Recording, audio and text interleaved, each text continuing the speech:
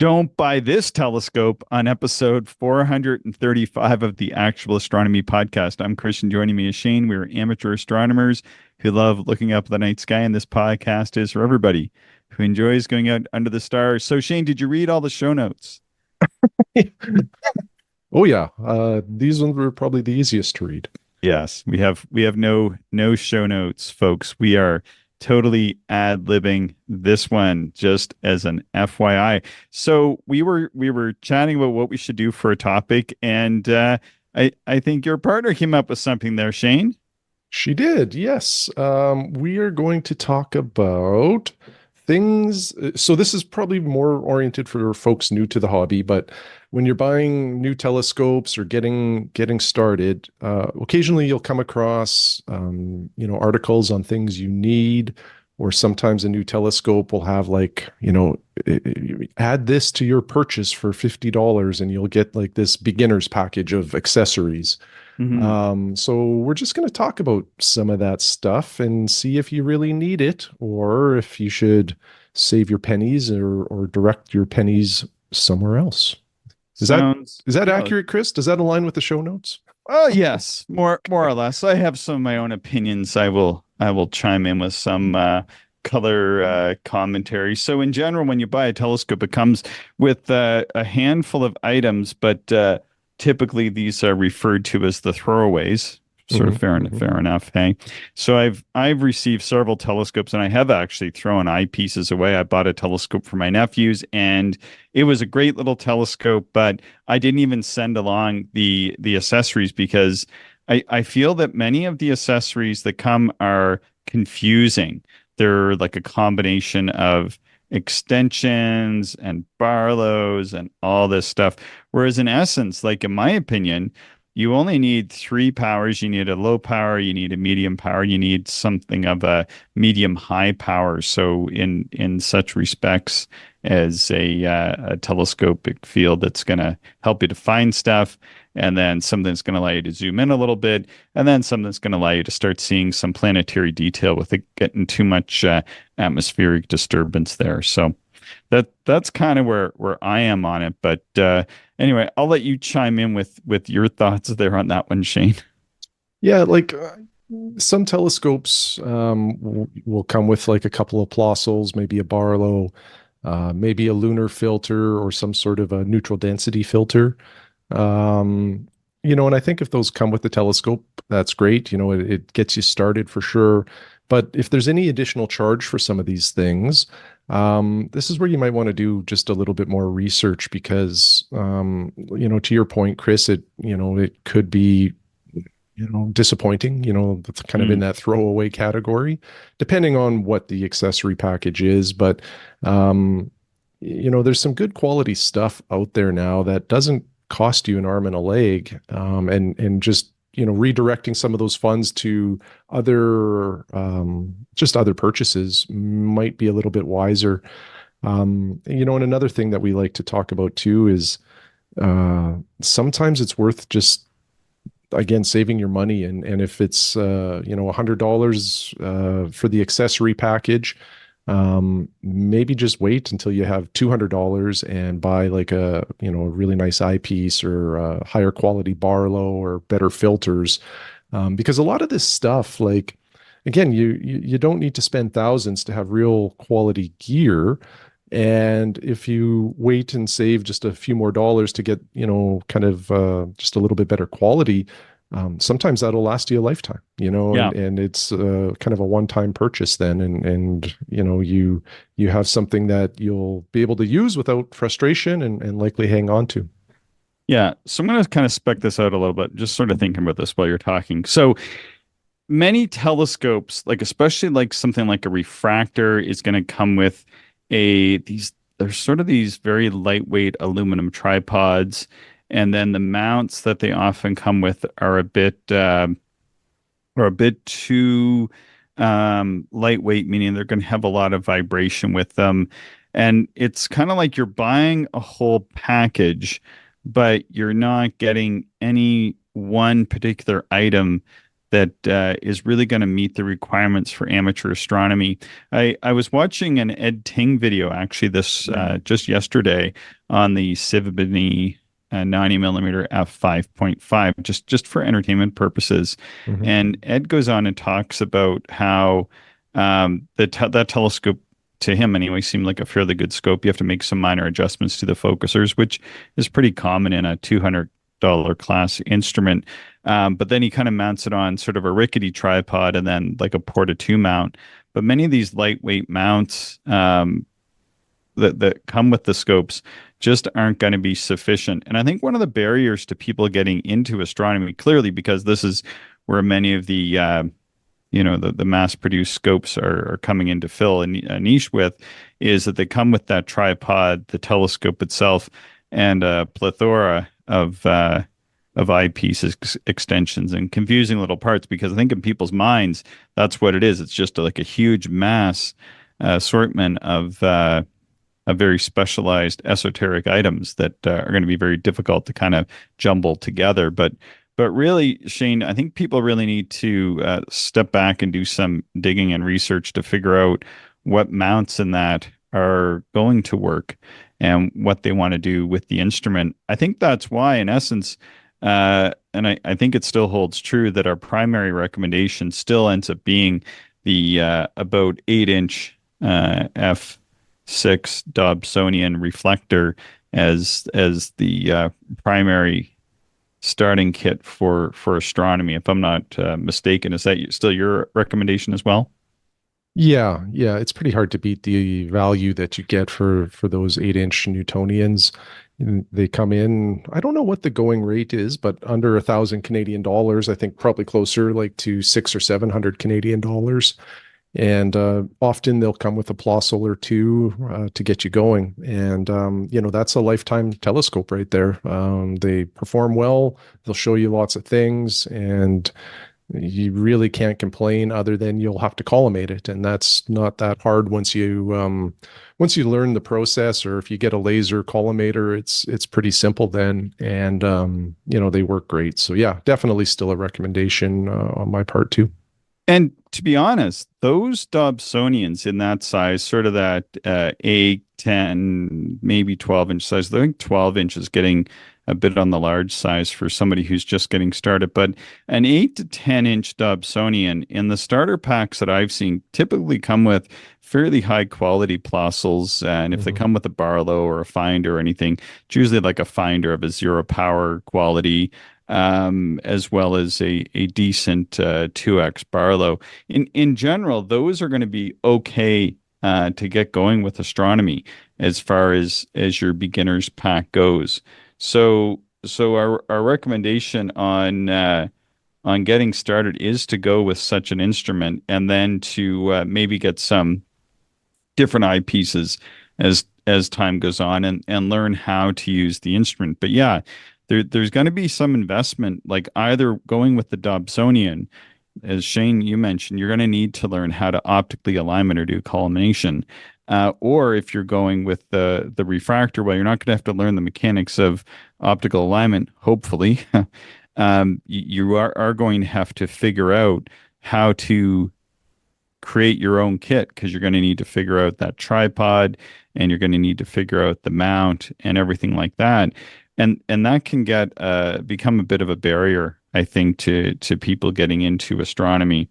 Um, yeah, so I'm just curious to see where you want it to go with that. Yeah, yeah. The refractor, like obviously that's all I observe with right now, and I love the ease of it, especially a doublet. They cool quickly.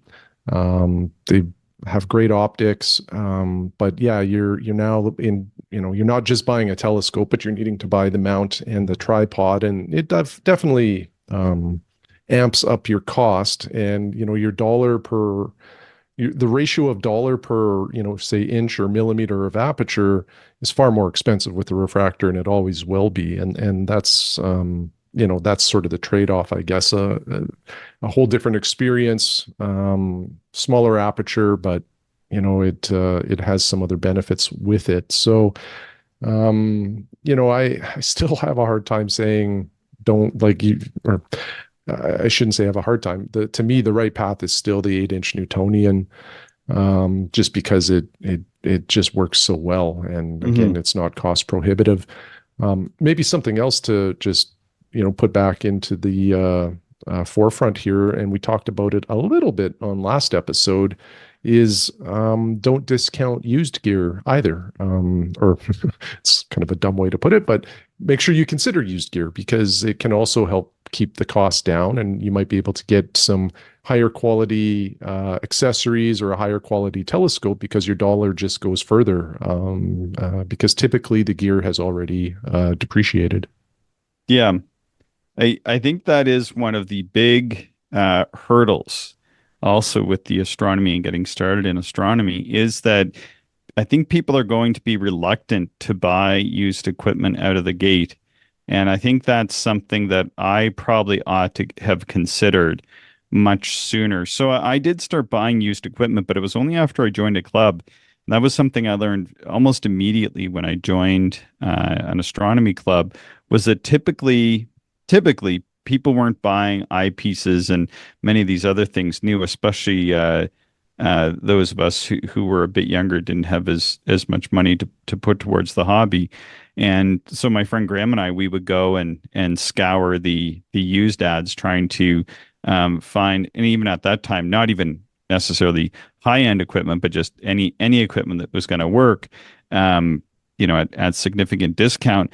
But I think you've had a similar experience, Shane, where we've continued on with that because I always liked the fact that I bought my mount, which is an AZEQ6, which costs quite a bit of money new. They're pretty expensive, and I bought it used from a listener, third hand. They were the second owner, and yeah, it sort of took me a little bit to kind of figure out, and maybe there was a couple extra quirks because of that. But and I knew I might invest several more nights figuring it out a little bit, just because of a variety of things. But I was going to have to invest some nights anyway, kind of getting it working. But the cost savings on it, factors into the thousands of dollars, and it's the difference between, well, if I bought a new mount, there's no new telescope, but if I bought a used mount, and then with the cost savings, and if I go with a used refractor, I can buy a really big used refractor and a really big used mount for less than the cost of a brand new mount alone. It's quite remarkable what you can do when you kind of pay attention, know what you want, and are able to jump on things, eh?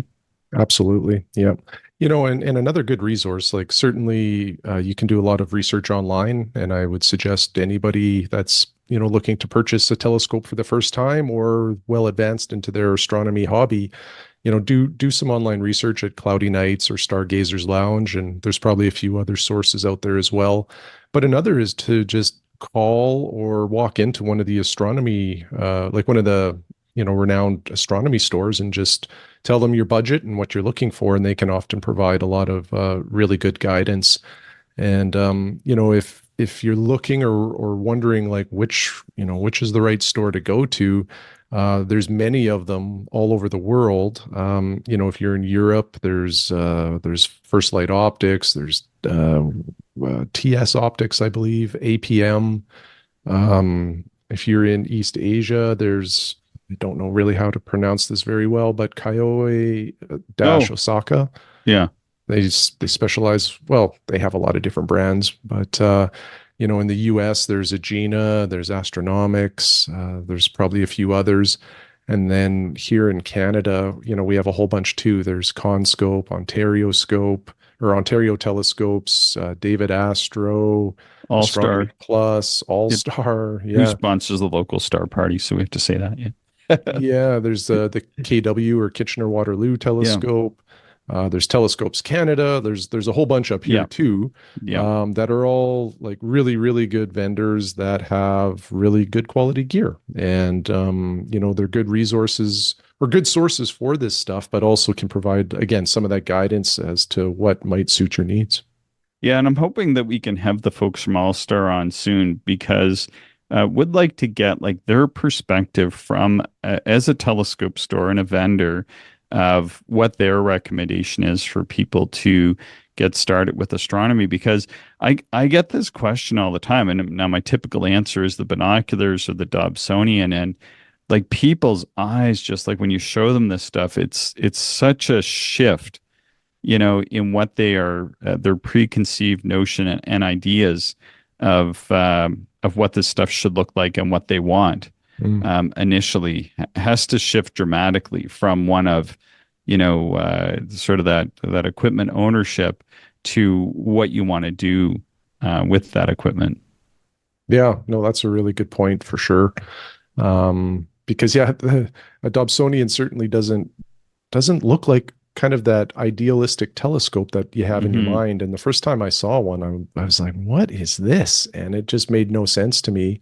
But one of the better resources out there at that time for me anyway was the Backyard Observer's Guide, which is kind of an A to Z book on everything, Hmm. whether it's telescopes, binoculars, filters, you name Hmm. it. There's Hmm. there's chapters in there that really gets into the detail.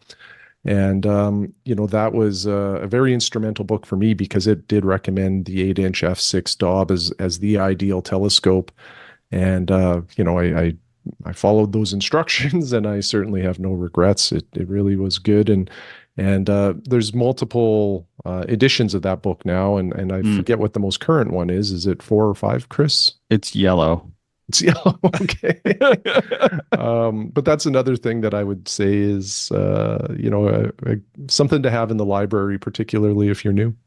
Yeah, that is a great resource. The Night Watch by Terrence Dickinson, and I think somebody else might be updating it now.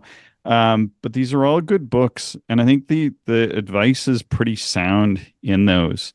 Mhm. But yeah, once and to go observing with other people to actually see how all this Mm. stuff works, like I think it's impossible just to induce this hobby yourself. Like you can't just get the idea that you're going to get a telescope and you're going to go out and somehow you're just going to figure this all out. Like your learning curve is just going to be brutal. And some people can do it, and that's cool.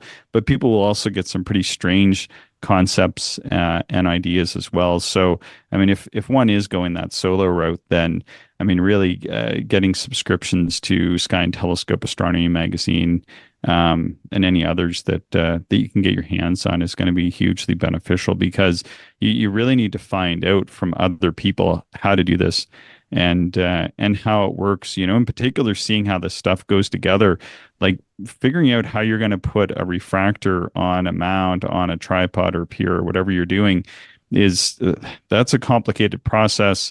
Arguably as complicated as figuring out how to optically align a Newtonian. There's no easy route here. Hey. No, no, there's not. Yeah, and I like that recommendation a lot too, Chris, of just trying to get out there and look at other people's gear and look through some other telescopes to help you make an informed decision about what would suit your lifestyle and your needs. And one of my favorite stories is yours, Chris, from I think it was like your first Newtonian. You bought it and then found out it didn't fit in your vehicle. Mm, And that's yet another factor here is if you plan on taking your telescope anywhere, which most of us do because we live in light polluted areas and it's really nice to be able to get under a dark sky. That's another factor. What is your ability to just physically like lift weight and move things around? yeah. Because these Newtonians, even an 8-inch is not insignificant in terms of weight. And the larger you go, obviously, the heavier it gets. But also your vehicle. You don't want to have to buy a telescope and then have to buy a brand new vehicle just to carry your telescope. So all of those factors are important. Yeah.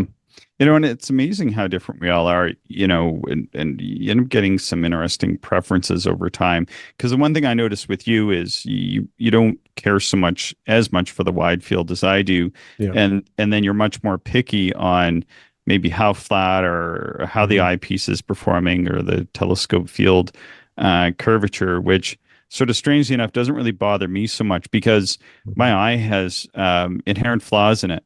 And I will see, some distortion no matter what I do. looking through that telescope, no matter how good that telescope is or the focal length of the telescope, there will be some distortion. So for me, a little bit more distortion is it doesn't even matter. Like I don't even care. Like, if Mhm. I'm using, like, some people will say, I can't believe you used like a 2-inch eyepiece on a 50 millimeter achromat that's f5.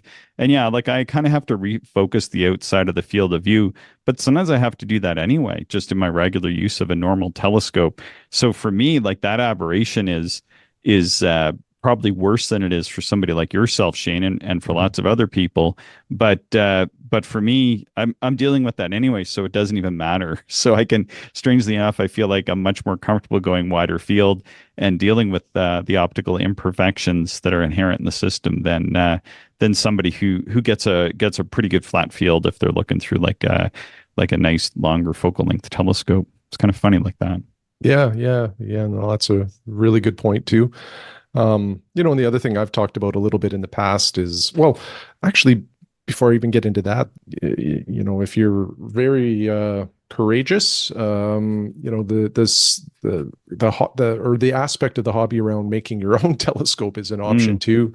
We've got a few episodes in our backlog around that.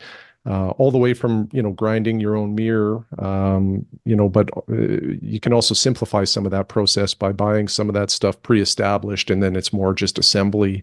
But you can get it to your spec, and then kind of create something that really fits, again, how you like to observe or your lifestyle. Some of those huge aperture Newtonians.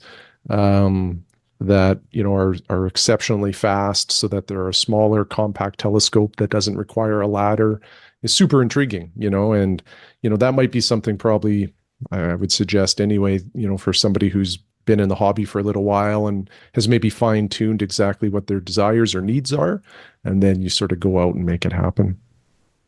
yeah, you get to a point where you're just trying to suit the instrument to your observing. And I spent a lot of time thinking about this when I was selecting my observatory instrument because, I had a budget for used equipment only and was really focused on perhaps getting a C11 for a variety of reasons, which is a nice instrument, being an 11-inch f10 Schmidt Cassegrain, which can work pretty good at f6.3 with a focal reducer for some wide field fun.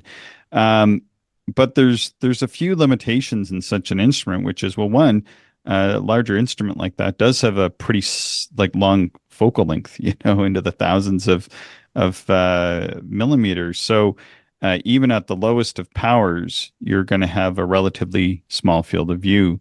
And so for me, I really wanted to have as wide a field of view as possible because I think, getting like a big achromat like I've gone with might seem a bit like a strange um, tool, and I know a lot of people refer to these things as kind of one trick wonders, but at the same time, like I'm using my 5-inch Apo, and there's a lot of nights where, I think the last night I was observing, I will observe all night and, I'm using my 40 millimeter, my 30 millimeter, 17 millimeter, 12.5 millimeter, 10 millimeters, sometimes a 7, but I'm scarcely scratching over 100 power a lot of nights, Mhm. just because of what I'm observing, how I'm observing these wide field targets disappear when you get much over 100 power. And a lot of the time, yeah, you're just in and around that sort of 44 to 70 power range anyway. And sometimes you even want as low a power as possible, the widest true field possible. So, it's just kind of the nature of it. I always did enjoy my 8-inch, even though I had 1.25-inch focuser, but I did find that kind of constrictive. So fortunately, most of them come now. I doubt you can even find with the 1.25-inch focuser, so you can get a nice wide field on these 8-inch f6s. So that definitely is a pretty big bump. But for me, even I've gone with the 7-inch, and it is wider. But the other thing is, I had originally thought that if I got a larger scope, I might get an 8-inch f6 Newtonian, but a really old vintage one. Mm. In particular, like there's old Takahashis that they made in the 80s. And that really had my attention. But then when I was able to find a 7-inch achromat for not a whole lot more, for certainly more cost, but once you factor everything in, it wasn't a whole lot more.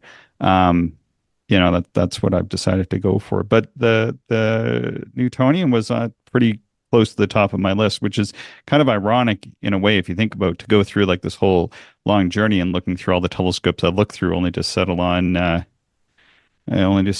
fact that we might go back to an 8-inch f6 in the end.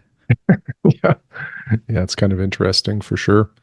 Yeah, well, no shortage of options out there, which is kind of, in a way, the fun part, but also can be an intimidating part of the hobby. And the thing that I struggled with a little bit too, and I still do from time to time, actually, Chris, when I'm trying new things, like say my Bino viewer, is it's hard to commit sometimes to the big investment Mm, without knowing for sure if you're going to enjoy it. And that's like for me when I purchased my first telescope, that was part of it too. It was like, am I even going to enjoy this to the point where I'm using it enough to validate the expense? And at some point, I think you just have to take the leap and see whether or not you do enjoy it. But because of that questioning, I was always hesitant to invest heavily at the start. And when I got into bino viewing, I didn't buy the bino viewer I have first. I bought a William Optic bino viewer, which is a fairly good entry level one. It didn't break the bank, and I didn't really like it very much. It just didn't work well for me. So then I read more about having a higher quality bino viewer, and it's just amazing because well, for a number of different reasons, which I don't think I'll get into today. But so then I found a used Denkmeyer Binotron, which is a very nice bino viewer, and it worked fairly well. And then it got me, thinking about, well, what do I really want from a bino viewer? And for me, it was to be able to use it natively without a Barlow, so that I could end up with the widest, field of view possible through a bino viewer, but also some larger exit pupils. And that led me down to the path of acquiring the bino viewer that I have today. But it was sort of steps along the way. First of all, validate whether or not that's what I want and that's what I'll use. And then it was try to figure out sort of my requirements, like what is it that I need out of that particular piece of gear? And then what is available that will meet those needs. And that's kind of how I went about it. so without listing like any brands or names or anything, what's the worst piece of gear you ever looked through? Hmm. um, Or maybe the most disappointing? okay. Most disappointing by far for me. Um, yeah, it would have to be the 35 millimeter inch and a quarter Masuyama eyepiece. Mm, It's legendary, and it was beautiful. Like aesthetically, it's a beautiful eyepiece. And they don't make them anymore. These were made ages ago, and mm. I was able to acquire one during the kind of right in the middle of the COVID pandemic. I know we were talking about it like on the side. Yeah. Yeah, I think you still hate me for selling it and not Yeah. giving I you an was wanting to look opportunity to through it. look through it. Yeah. Yeah. Yeah. But anyway, I bought it, and the reason why that one's the most disappointing for me, it's two reasons. One, it was exceptionally heavy for the focal length and being inch and a quarter. And then, as you referenced earlier, like my tolerance for like edge of field aberrations is not very high. And I would say at least the outer 60% of that eyepiece for my eye could like was out of focus when the center 40% or less even was in focus. And it just really, really frustrated me. So it did not last long in my collection, and off it went. How about you? What would be your most disappointing piece of gear you ever had? Yeah, so this was one I didn't own, but I came so close to buying these, which was there was a time when they had the 100 millimeter 45-degree angled binoculars that I think you could either buy like sets of eyepieces for or whatever. And Yeah. I was infatuated with them and I wanted to get them so bad. Mhm. And I went to a star party and there was a pair. And it was one of those things where I spent like 5 minutes with it, and I was just astounded at how much I disliked really large 45 degree angled eyepiece binoculars that I've always been pretty reluctant, though I still have dreamed about getting big binoculars or different binoculars at some point in time. It is not something that I would enter into lightly because they are so expensive.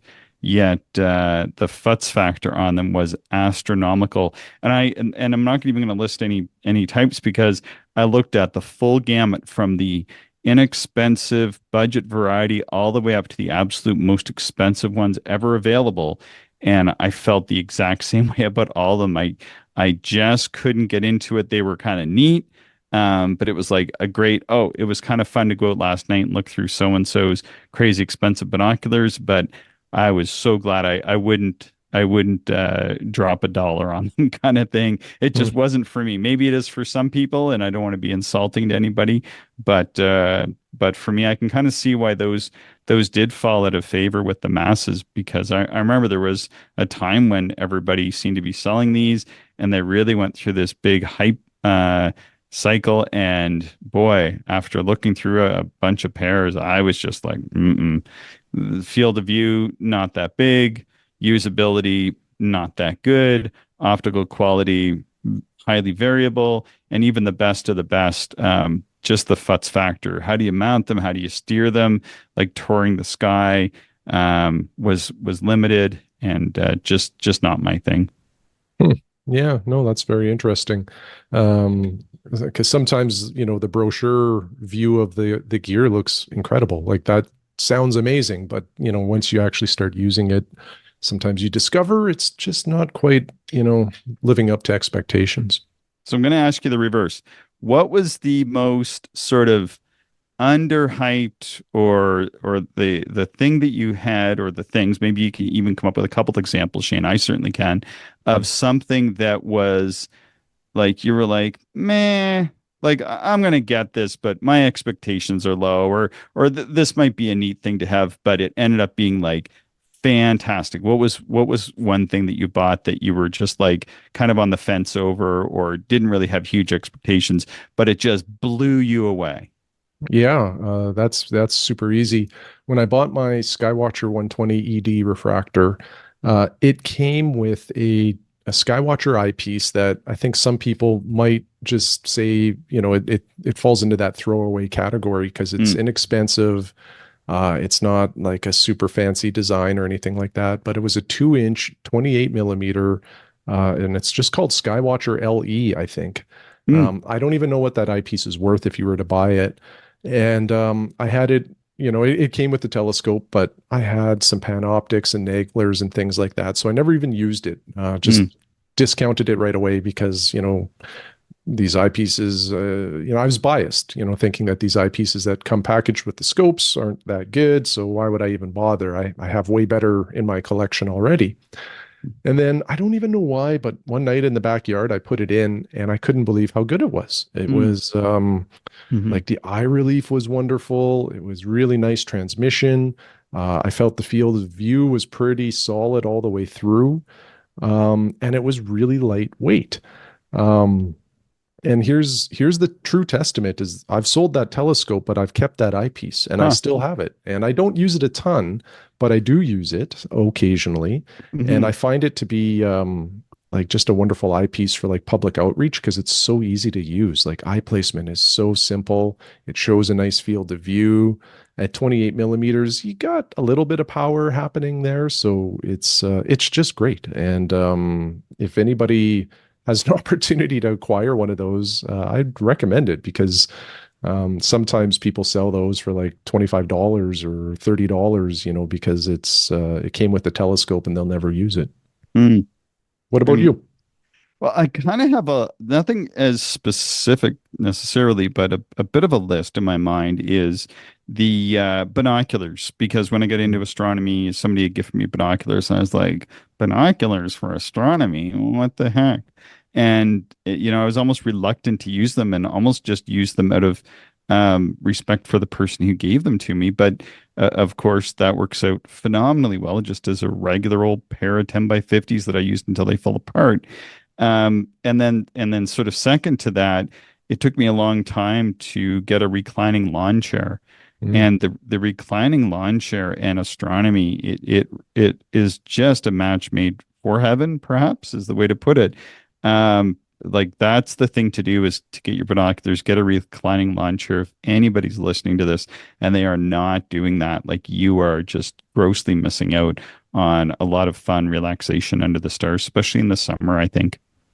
Yeah, no, that's another great recommendation. Comfort is important, and nothing really helps like a chair. Even just to take a break and sit in when you're not observing, and then come back to the telescope. The other thing was, this is a recent thing. This is something I've been sort of thinking a lot about, but I haven't really talked about too much on the show yet. Is like using the go-to is another one of these things that I was more reluctant to get into or use for, if anything, maybe philosophical reasons or whatever. But I've come to find that it's not exactly what I thought it would be. Like many aspects of astronomy that I've enjoyed, my preconceived notions continue to be overruled, which is, and I'll sort of state it matter of factly, which is that in my mind, I thought that by getting that, I was dispelling with much of the fun of astronomy, which is finding things. Um, and and certainly you are doing it differently versus not dispelling with the process. So, for example, while I might spend some time finding a target or maybe know where it is and be able just to point the telescope there and certainly have many objects in my mind at this time. However, what I found that having that go-to capability has allowed is greater productivity on the marginal nights. We've had so many marginal nights this spring where I've been able to go out and do a lot of observing and productive observing and sketching even and testing out my observatory when if you were just at a regular telescope, you would just throw your hands up in frustration because the clouds are moving and they're moving at such a rate that you would just find a target and start observing it, and then the clouds would move in, and with the go-to and the tracking, you can get on the target, you can be observing the target or start sketching it, and then it continues to track. And as the object becomes visible intermittently, you can complete the sketch, and then you can kind of also more easily, in my mind anyway, work around the clouds. However, I'm not like really necessarily relying totally on the telescope. I'm relying on my understanding of the night sky and where targets are, and I have a big chart up in my observatory, and I can go, okay, this is the area of the sky that's clear. These are the targets. So there's a lot of that experience, that I've gained over the years being employed in combination, with the technology. And I think it just goes to show that the technology isn't everything, but if you use it with your own personal knowledge, it can sort of help you appreciate the sky in like a different way, and to be able to see maybe more in different things and accomplish different things than you otherwise would. Yeah, no, I love that, Chris. It's kind of the you don't know until you try concept, and sometimes we always have biases and preconceived thoughts of just about everything based on our experience. But sometimes when you actually start using a new toy or something new in the hobby, it can really change how you observe, or you gain a new appreciation for it. Similarly, kind of with my digital setting circles, is I knew I would enjoy just sort of the initial use of it, or sort of the initial use case, but I found it sort of extend beyond that to I can observe in twilight because it just points me to like double stars that I can see through the telescope that I wouldn't be able to find naked eye at that point because there's not enough Mm. guide stars, or to effectively observe under light pollution. It really has opened up a lot of new opportunities. So yeah, love it.